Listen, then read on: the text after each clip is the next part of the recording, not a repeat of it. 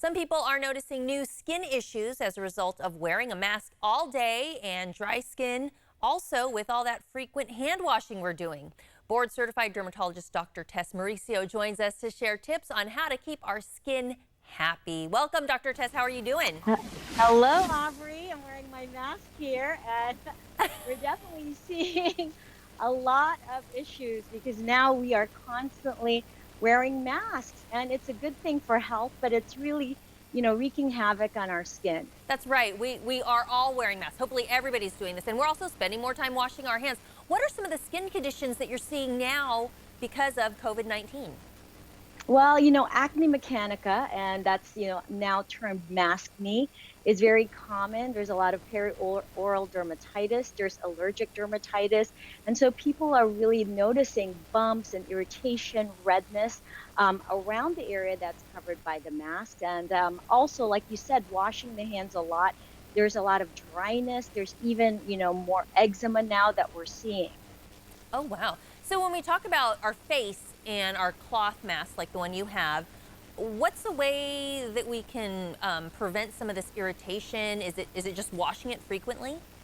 Well, mask hygiene is really important. So you want to make sure that you're washing your face covers regularly to remove the dirt, bacteria, viruses, and contaminants that really get on the masks. And then also you want to make sure you get a material that is smooth. So I recommend, silk and cotton so that it doesn't have a lot of friction on your skin and minimizes the irritation. It's also important for us now to really learn and train ourselves to stop touching our face, and that's sometimes hard to do. And also really minimize the use of makeup. I really, you don't want full coverage of foundation, concealer, and other types of thick, oily makeup under your mask. And instead, I tell people, now more than ever, we really need to have an amazing skincare regimen. We need to take care of our skin more than ever. TLC is important, and recommending some products that can help people out there. Great. Well, before we get to some of the products that you recommend, when we talk about maskne, it's this new term, and we're starting to hear a lot about it. We should let our skin, should we be letting our skin breathe? A lot of people have to wear these all day. And does it matter if it's cloth or one of these disposable type of masks? Absolutely. And so letting our skin breathe, even for just a few minutes throughout the day. So when you're not around people, when you're driving alone in your car, you really want to just take off your mask. If you're in a place where you think, you got your 6 feet social distance, you're not around people, remove it. And even those little few minutes to allow your skin to breathe really makes a difference over the long run. Okay. And And then, then, like you're talking about, the materials really yeah. matter as well because you don't want anything that's too harsh and irritating to the skin because friction can really cause a lot of problems with the skin. Well, the other issue that I was going to say is that when I put on my mask, I know I tend to like touch the mask because I'm trying to adjust it or get it on my nose or over my face just right. But you were saying we really need to be hands off. Yes, we want to do that because we want to decrease the contamination of our mask. And also, you really want to just not put, there are viruses, could be bacteria, and you don't want to really touch your face as much as possible. And you can train to do that. And we doctors, we train ourselves so when we wear our surgical masks, we keep our hands down. And you mentioned bacteria. Can that bacteria, if we have long hair like myself or like yourself, can that transfer from the hair to the mask? Absolutely. And so really, tie your hair back. Don't allow your hair to just flow freely. And that's really important because your hair can pick up viruses and bacteria and it can contaminate your face and your mask. Well, good to know. So what, you mentioned skincare and a routine.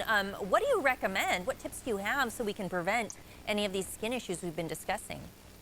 Absolutely. So it's important now more than ever to have a really great skincare routine. And like I mentioned, really minimizing the use of heavy makeups and instead replace that with a light, soothing moisturizer.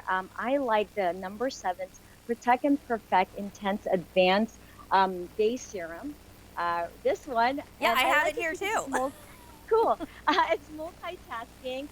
It has anti-aging benefits.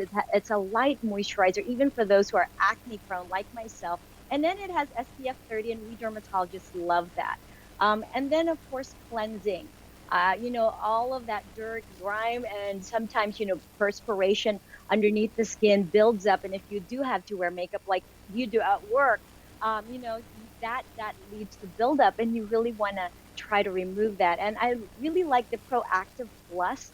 You have a three-step skincare regimen. It has salicylic acid and also moisturizers like sodium hyaluronate and bisabolol. And I know this is one of your favorite. We talked Yes, about it.